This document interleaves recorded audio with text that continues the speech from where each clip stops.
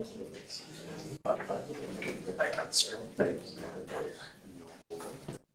sent it to you. Right, we are we're live.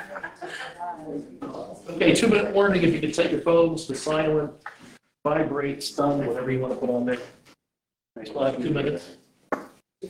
Still have 2 minutes.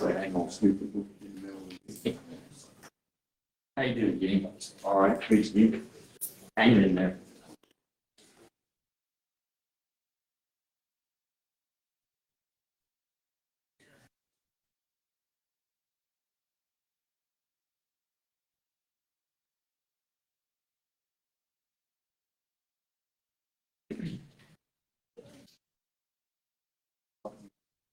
Something rather, it's not time. So never actually found it. Are you sure? No, I'll grab it. Yeah, thanks, Jim. I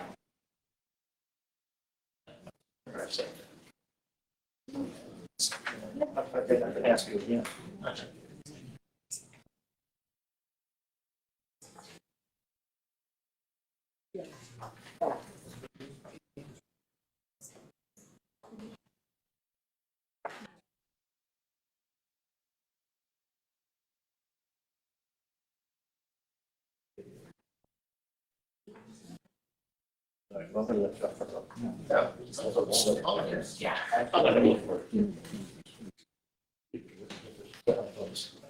We're stunned.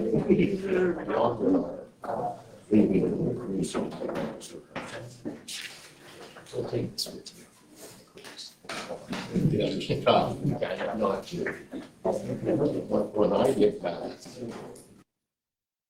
we are going, we want to have a series. Okay, ladies and gentlemen, thanks for joining us this evening. Your Urbana City Council regular session meeting for February 3rd, 2026 come to order. Roll call, please. Ms. Jumper. Present. Mr. Scott. I'm here. Mr. Davis. Here. Ms. Chulo. Here. Mr. Thackeray. Here. Mrs. Collier. Here. Mrs. Bean. Here. Let's go ahead and pledge of allegiance. I pledge Allegiance to the flag of the United States of America and to the republic for which it stands, one nation, under God, indivisible, with liberty and justice for all. Okay, thank you, everyone. First item is approval of minutes. Need a motion for the regular meeting minutes of January 20th, 2026. So moved. Second. Thank you. Any comments, questions, corrections? No? Okay.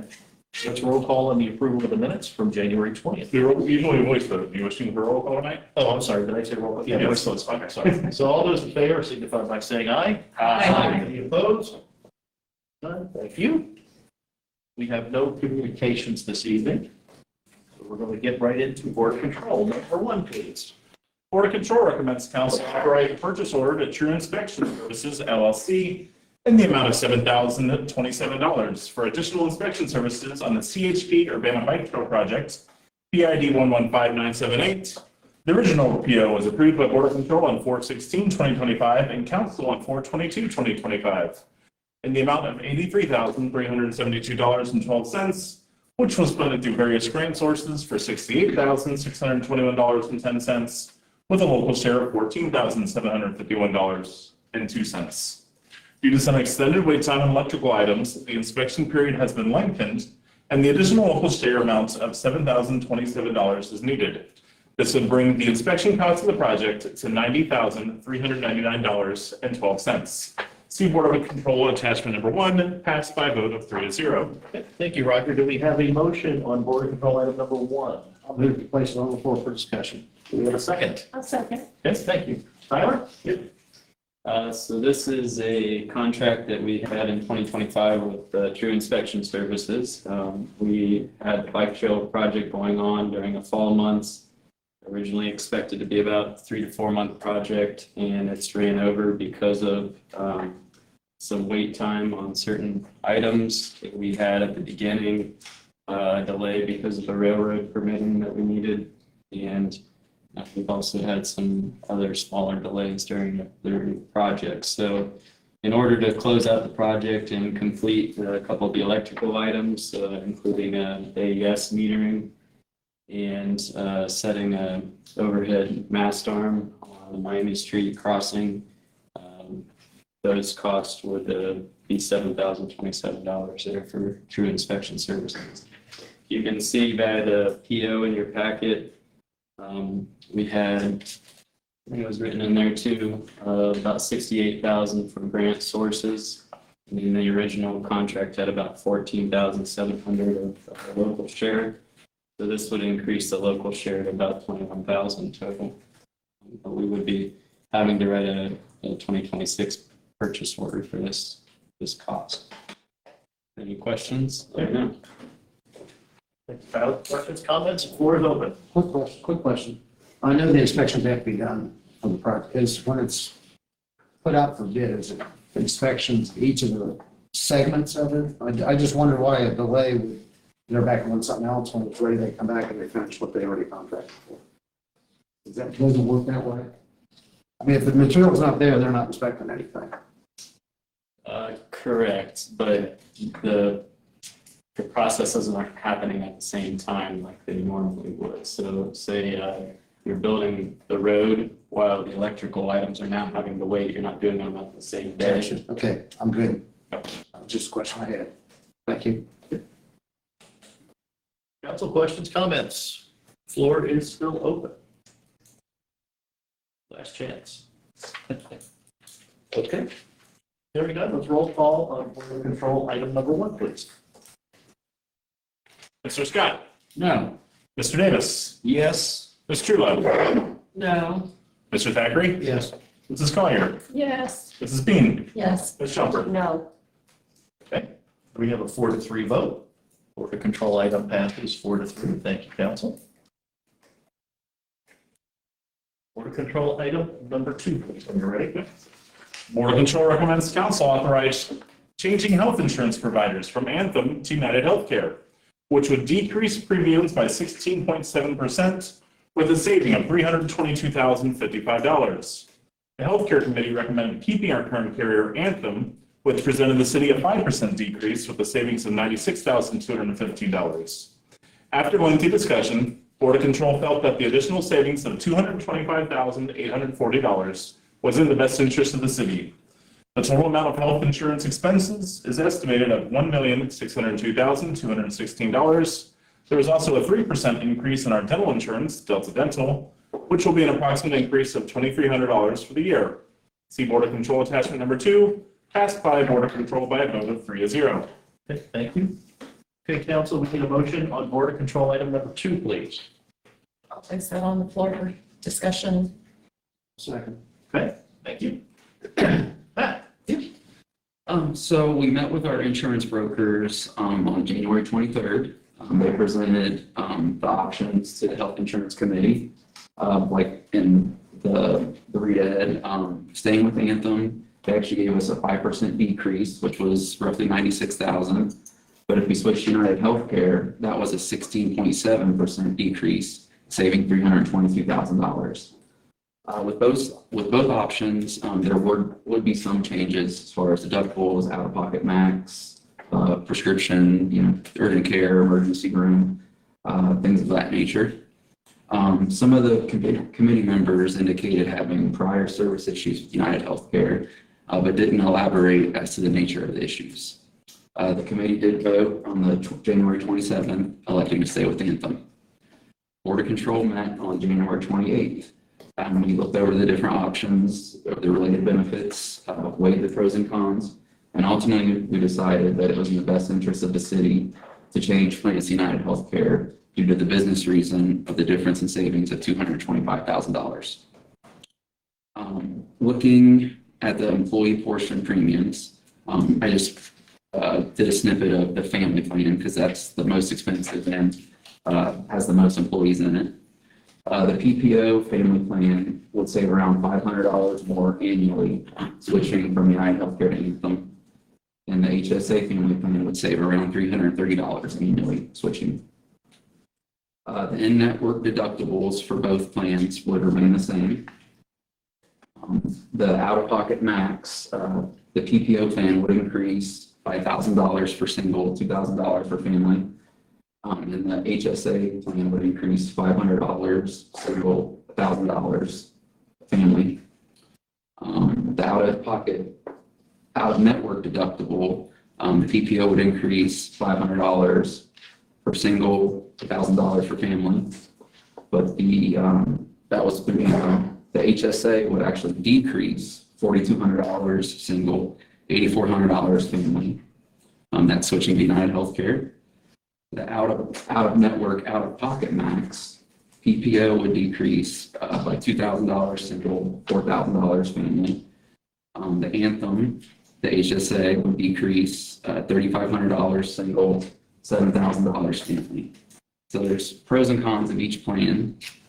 I would like to say though, this is the third city that I've worked for in my career. In between the three I've worked for, Urbana has the most robust health insurance plan. They give the employees options of picking between a PPO traditional plan or a HSA high deductible plan. The other two cities I worked for, it was HSA only. The HSA city contribution is tied for the most. We give for a single plan $2,000, for a family plan $4,000. The employer-employee percentage, Urbana is at 90-10. The other cities I've worked for was 85-15 and 79-21.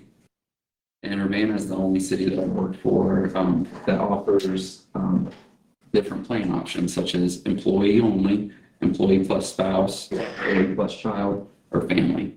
My other two cities, it was either single or family. And if there's any other questions, I'd be happy to help answer them. Thanks, Matt. Okay, council floor is open. Questions, comments? Now is the time. Well, we'll talk about that later. Okay.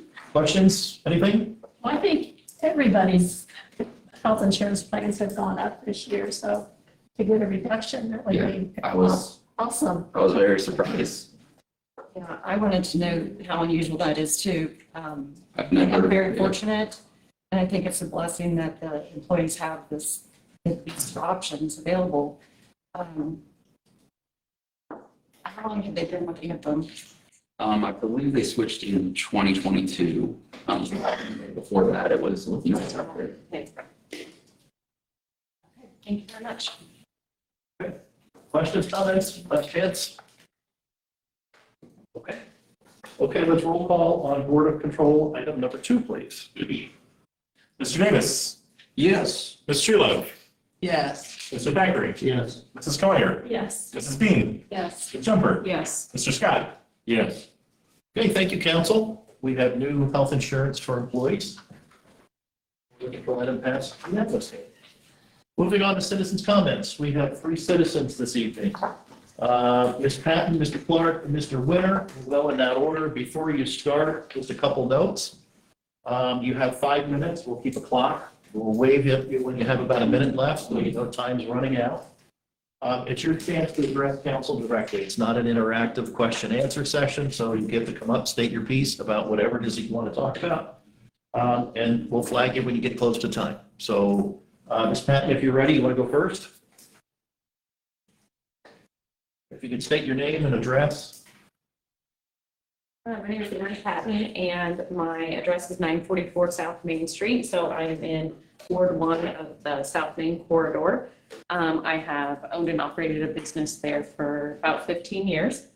I have at many times reached out to different members, whether that be zoning or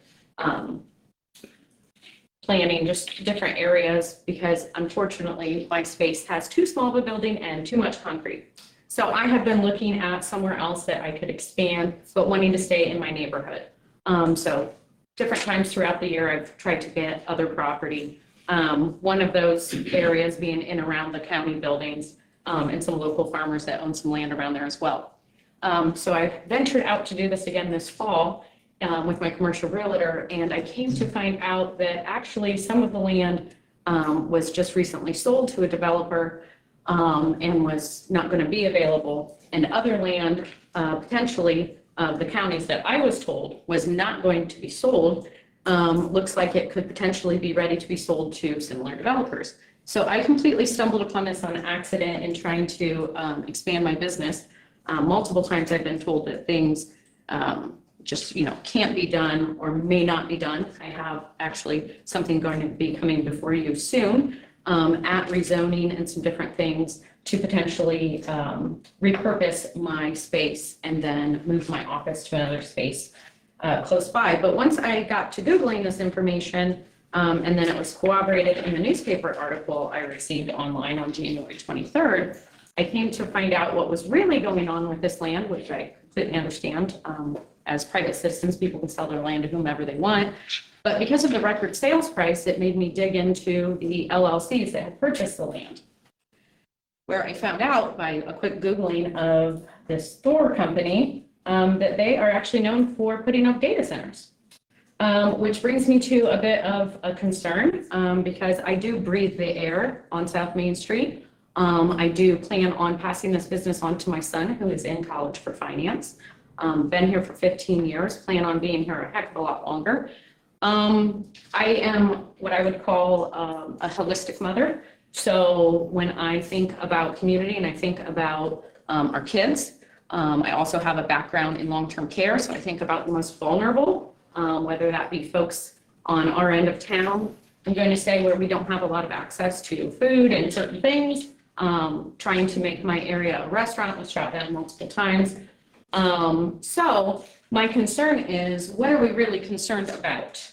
So if we're looking at building small business, building community, people who are raising their kids here, people who want to continue in small town and traditional things, I don't want to get in the place of progress, but my small incremental change in request, there was no progress to be made in my area to expand my business. When I have sought out different groups, which I just literally went to go see and realized the person was not there anymore. I would love to know if the economic partnership is still part of the city or if that's someone else, because I continually, as a fairly educated person, seek these resources. And since previously working with Marsha Bailey back 10 years ago, I was told that, if any businesses were looking to move to this end of town, I was on the list, and if there were any properties that came available, I was on the list. Now, clearly, I was not looking for hundreds of acres, but I just feel like it's very impeding to what I've heard, and it just seems to be, like I said, something I've stumbled upon, and just trying to dig through things. Eric, 1 minute. Yes, I got it. It seems to be semi-secretive, and not just as my situation in looking at place to expand, but now I'm looking at alternative sites to move to. Because if this thing happens, I don't want to spend 8 hours a day, just as much as you spend at home, in my work home environment with this going on. There is numerous health risks, not to mention, it, like I said, just the shroud of secrecy when I feel like I'm a neighbor and I never heard of such a thing. Try to be in the know. And I want to support this community, and I want it to be safe, and I want it to expand small business and support the people that are going to be here for generations. And I think there's a lot more to this, and we don't seem to have resources for small business owners, but it looks like if you have a foreign entity and 40,000 an acre, you've got a lot better chance. That's concerning. Thank you. Mr. Clark.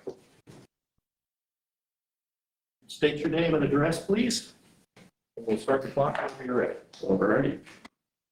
My name is Jacob Clark. I live at 412 East Church Street here in town. And I'd like to just thank you guys for letting me speak. I'd like to introduce or work with the city to bring in a wildlife management pilot program. Pretty much that would, sorry, a little nervous. Take your time. I know I've lived here for going on 3 years now, and in that time I've seen countless wildlife, deer crossing right in my front yard, and almost hit them, almost seen people hit deer constantly. Out here at the gym, Old Blair's gym, all the time, like 20, 30 deer on that corner. And a lot of property damage too. They come through my yard, they actually eat my rose bush. And then something I see online is a lot of residential complaints. And again, I'd like to work with the city to bring in, introduce a 1-year pilot program managed by me. I actually have a outdoor hunting company. I have a patented product that's in development. A little bit of my background, prior military, and did that for 6 years. So like I'm around firearms, all that. With this program, there wouldn't be any firearms used at all. It would be archery only. Not just deer would be managed, but also waterfowl. I see geese everywhere crossing the streets too. And little example in Springfield, I see geese constantly walking across, and it's actually a felony. There were like 15 geese just dead in the street. And then you have to bring an outdoor company in a whole investigation. This program would just mitigate all that. And when it comes to the areas, it would be city vetted locations. So city approved zones, archery only. And when it comes to who is actually able to take an animal or harvest an animal, that would be vetted through cooperation between the city and myself. And then I would also carry liability insurance. When it comes to harvesting an animal, the meat would be donated to the local food bank. And then also that would be able to be reported to the city to actually show the progress of getting this program actually working.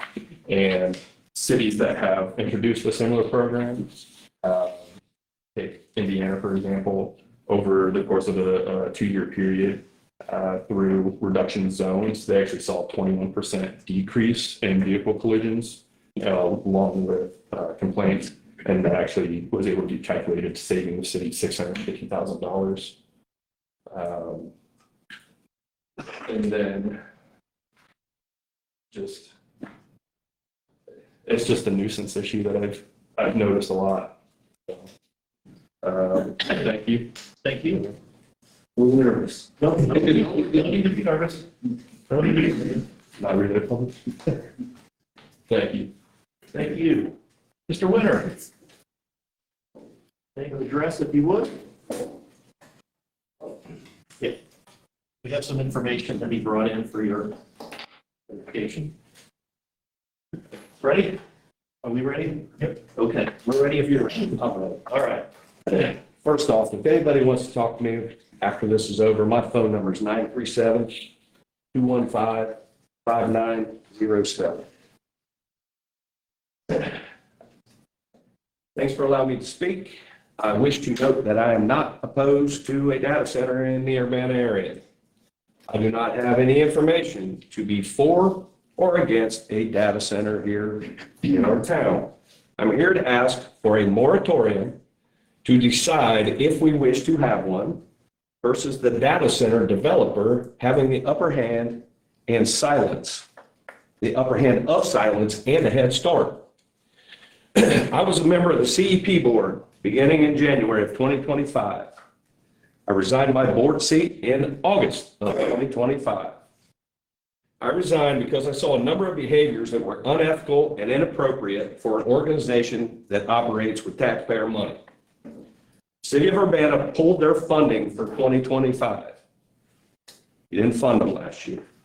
The county pulled their funding beginning in 2026. Now the CEP is an independent CIC, whatever the hell that means. The CEP is listed on the Urbana website as the economic development arm for the city.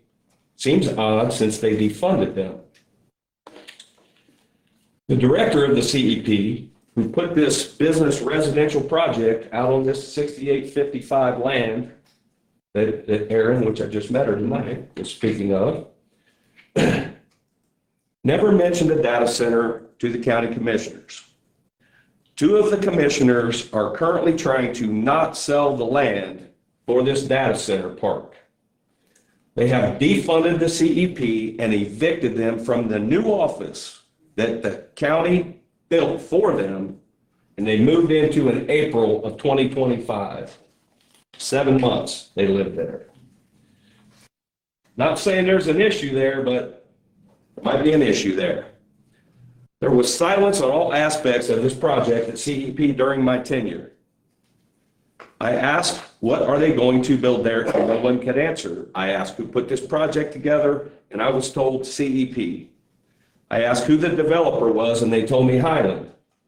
Highland is the same developer who is developing nothing behind Walmart. Thor Equities was never mentioned, but they did buy 45 plus acres of the proposed development area in 2025.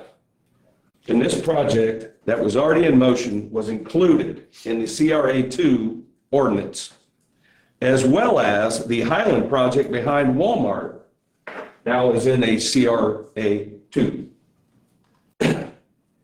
So it works with those guidelines. Did Highland not build so that they could wait for some advantage? Were they waiting to get additional tax incentives? Seems like not building could potentially help their cause. Now, this is the same developers that are doing housing and data centers, Highland and Thor in Van Wert, Ohio. Quiet, people didn't know nothing about it. Anyhow, I'm going to wrap this up. This has been a secret project. A builder of data centers has purchased a piece of land, and all of the pieces to get a data center are in place. They still have to go before the planning commission. I understand that. But you will be getting a data center. Do you want to have a say in it? The public does, and you are their representatives. I will echo what I said the last time I was here. Make a motion, get a second, and take a vote of who is concerned enough to get more information before we allow a data center across from our new school complex. You can do it tonight if you're concerned. All it takes is make a motion, get a second, take a vote. We'll know who is concerned. If you don't do that, that means nobody's concerned.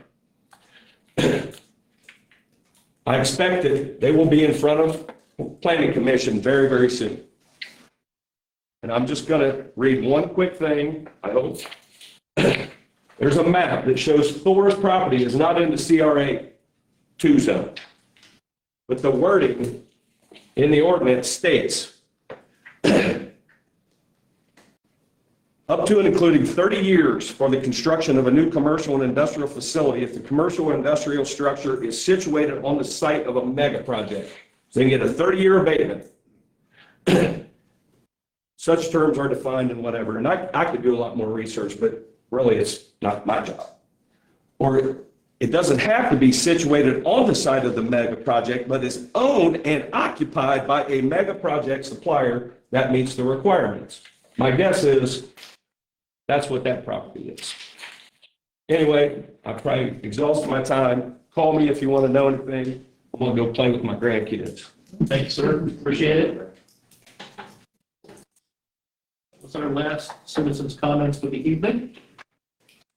We are moving on to ordinances and resolutions. We have no third or second readings this evening.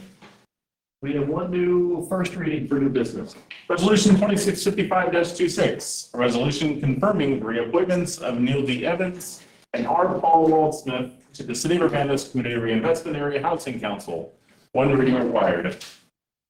Okay, council, this does require one reading. Do we have a motion on resolution 2655-26?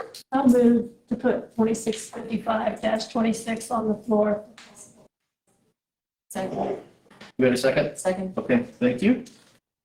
Okay, Spencer? Thank you.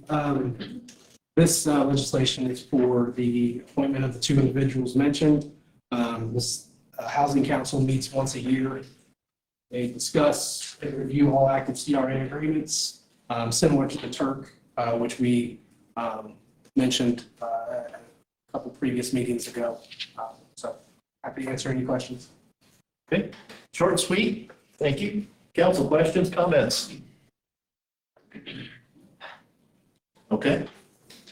A roll call on the passage of 2655-26.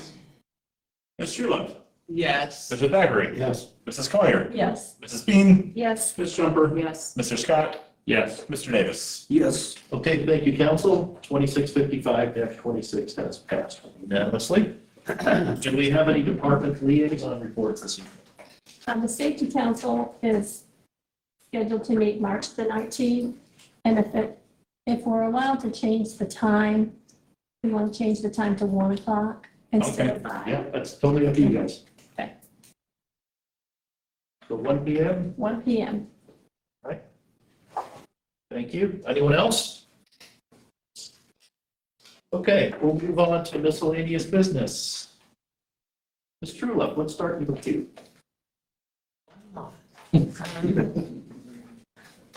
Well, I really don't have a lot, but listening to the concerns, I feel like it bugs me a little bit because it seems like everybody that I run into who brings up the data center has nothing positive to say about it. And a lot of it, they do feel like nothing's being exposed. So I don't know what we want to do, but I do think we need to do something just so the community doesn't think we're trying to hide things. That's all I'm saying, really, because again, like I said, most everybody who approaches me, and there's a few, there's just nothing positive to say about it. And again, like I said, they think we're hiding something. So I just would prefer that we maybe come to some conclusion to do something to get it more out there. I don't want them to think we're being secretive about anything. That's all. Okay, thank you. Mr. Thackeray? I'd just like to say we did a great job with snow removal, considering what we had to deal with. I came down to the cafe the next morning, there was snow almost from our door, clear out, our whole corner was completely full. I go, what are we gonna do now? And they were there with a skid loader, and they had that thing dug out before we opened. And you wouldn't have known that anything was there at all. So I just wanted to say thank you, and appreciate your staff and the good job that they did. That doesn't mean there can't be some improvements, but they did a heck of a job with what they got done. That's all I have. Just Ms. call Collier. it Oh, go ahead. Go ahead. No, it was cracking up a little bit. Okay. I just wanted to ask Mark if you could mention something about the data centers. I mean, none of us were aware. I mean, the property was sold through the county and a private person until it was sold. We weren't unaware of any data center. That's true. The ordinance that was passed back in May did not mention a data center. Although they would still have to come to council for a CRA, and that doesn't mean they would get it. Right. But the moratorium, I talked to you a few weeks ago about a moratorium, and you guys mentioned that that was not possible. Well, no, what we discussed was modifying the ordinance that had just been promulgated in April. If council is interested in a moratorium, that's a legislative action. So if you're asking me to draft an ordinance or a resolution proposing a moratorium. I am. Okay. So I can have that ready for the next meeting, then we'll just present it to council to do what you want to do on that. And that's something that we can do and not have litigation because of it? I don't, Okay, I mean, I would have to know a lot more to be able to answer that question. okay. So, but if you, do you want me to look into that possibility Yes, and yes. just kind of get the lay of the land? Yes, because I guess I was understood that because they bought the property and the zoning had passed, that if we put a moratorium on it, that we could be sued. So, Let me look into it. okay, And, yeah, and I can kind of report that back. okay, thank you. And I think those would be key things to know about prior to voting on something like that. Okay. Whether you could or couldn't, along with some other parameters as well, I would think. Okay. You know, the ethical, the whole thing. I don't think it's something we can make a proposal and go say yes without us getting a little more education about it. Understood. But So- a moratorium could be, Well, I can put the legislation together and present, you want to, I'm sorry, Councilwoman Jumper, you want to sponsor that legislation? Yes, I do. Okay. Do you have to put a time on this? In other words, 6 months, a year, 2 years? The nature of a moratorium is it's going to sunset at a Yes. certain point, so you do have to have it for a particular period of time. I think that we deserve to be able to know from the legal standpoint what's going to happen. But I also think if it doesn't come to us and planning commission is the one that got to hold the vote, then I think that if you put a moratorium on it, then it would give us 7 a chance to talk about moving forward what should and shouldn't be done. Because Stephanie, I agree with you that I think that there were some things that were done that didn't come in front of us, and maybe things that we voted on that we didn't know about. And I, for one, don't like the lack of transparency. I don't want to look like the bad person, and I think that's exactly what all 7 of us look like right now.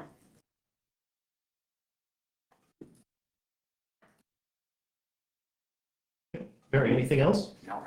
yeah, Just one thing, obviously, I think this would be highly important to get it as fast as we can. You know, I'll have it for the Yeah. next meeting. Yeah, okay. And Aaron might need to meet with you to get some details around what period you want, like the legislation. Okay, great. Thank you. Okay, Ms. Bean, I don't have anything tonight. Thank you. Ms. Jumper? I would like to echo the snow removal with the street department and all the Chad and Mark, the department heads. I think they did a great job. I also would like to mention the homeowners and business owners that made sure that the community was able to access the walkways, the sidewalks. We've had quite a few fires in the last week, 2 weeks in our community, and I think that the role that clearing your sidewalk plays for the fire department is also very important. So I just want to say thank you to the ones who got it done. Great. Thank you. Mr. Scott? We've covered everything I was interested in. Davis? Lighter subject. Yes, 40 North, I've heard of it. currently closed because of the snow and the ice. Cannot ice fish, period. And it is open to foot traffic if you want to walk nature trails and look at the trees but just so you know, you can't get back there with a vehicle. It's a one-way trip. It is. One-way trip. Thank you. Thank you, council. Okay, Mr. Mayor? This morning, I was out at our K through 8 and visiting some good citizens. The Good Citizen Award for K through 5. And I talked to them about civic duty and really thank them for everything they're doing because they talked about helping people. It was just really nice to see these kids and winning their Good Citizenship Award. I also want to thank A.J. Urban. He does an excellent job with those kids out there. And he spoke to them. They really listened to him because he's got a nice uniform on. But he works real well with those kids. And I'm real proud of AJ and what he does out there. That's about all on that. I guess I could talk about the snow too, because I've got several community people call me and tell me how well the city had done. So thanks to Mark and Chad for what they did in cleaning up the streets. So, that's it. Thank you. Spencer? Nothing, Mark. Thanks. Okay. Matt? I didn't have anything further than. Okay. Mark? I don't want to break rank, so I don't have anything. Chicken. Chief? First, I'd like to thank Councilwoman Jumper for mentioning the fire department there. We have had a couple fires. We've had a lot of community support, both from individual members and business. That is not, I mean, we appreciate it, but they do not have to do that. We get plenty of food, plenty of coffee, and that stuff. We appreciate that end of it, and we always try to thank the people on the end of it. If you see any hydrants that are need dug out, we are focusing in the last couple of weeks of just digging out what we would the high-profile hydrants, which are the blue top hydrants, which have the most GPMs. Those are our focus. So we don't dig out every hydrant. We have the means to dig out hydrants. We just tried to do the high-profile hydrants. If that question has ever come to you, we also, there are certain hydrants that are associated with our larger industry that are FTCs. Our fire marshal is going around right there with all those and mandating that those get cleared out too. So just in case they have questions there. If we get the same calls in, for hydrants, that got, we would dig that out. If there's a fire, our focus is on high profile. Anything else? Nope, that's it. Thank you. Chief? Appreciate the words about AJ. He is pretty awesome at the schools and he's been there like 7 years, so there's a reason for it. The only thing I have is that you will see a new face out there in the patrol car partnered up. Our newest hire that we actually hired back in August, got done with his academy and he hit the road this week as part of this field training. He's going to be a pretty good young man for us, Jackson Bennett. We don't hold against him that he comes from John Alder. I may hold that a little bit against him. That's not because of any reasons except for maybe sports. But so if you see him out, he looks a little young like some of them do, but he's got a great rapport. You mentioned the school. I was told he was down there on his first day and he just kind of held court with the kids and really related, which is the type of person we look to hire, someone in this community who communicates with someone, not just badge heavy. So I'm glad you mentioned that because AJ said to me, he threw him into the Tigers den. turn him loose and see if he can, if you can handle some third graders, please work on the streets of Urbana, you can do anything. So that's all I have. That's a fact. Thank you. Roger, anything? Not tonight. Okay, just a couple notes. I have heard great things about AJ and yeah, the uniform I think counts with little kids, but they all respect him. All of them do. He does a fantastic job. So just wanted to kind of reinforce what you already knew. I'll pass it on. Yep, we appreciate that. Okay, next meeting is scheduled for Tuesday, February 17th. Any last items before we have one bit of business? Okay. Would you like to make a Did we have a second? All those in favor signify by saying aye. Aye. We are adjourned. Thank you all. Thank you for coming out to the city council tonight.